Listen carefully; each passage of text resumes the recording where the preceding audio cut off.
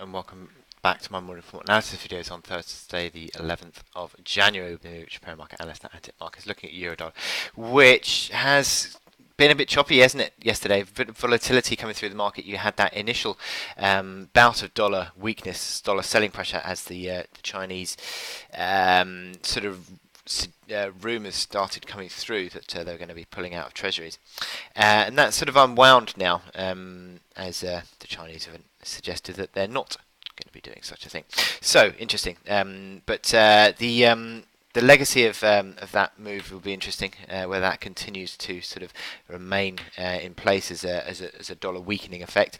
Certainly at the moment, euro's basically trading sideways, about 8 pips down on the day.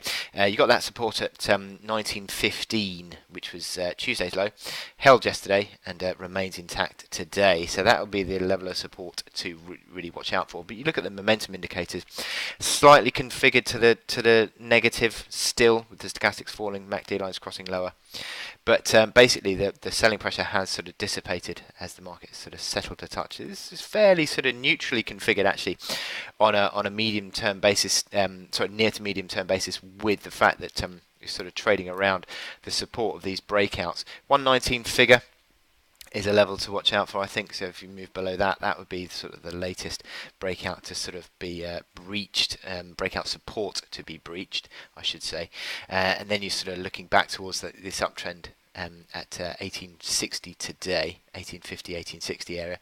So yeah, that would be what you're looking for, because you sort of really, because of the sort of retracement move that we saw yesterday, you're sort of back in a bit of a limbo, really, because that's a positive candle to an extent, the fact that you traded up on the day, but the sort of big long upper shadow would suggest that the bulls sort of really did lose impetus yesterday. So yeah, it's sort of left in a little bit of limbo, and I'll be interested to see how this one moves, but it's sort of still sort of threatening that 1915 initial support, and as I said, 19 figure, and then it would be the uptrend at 1860, 1850 area.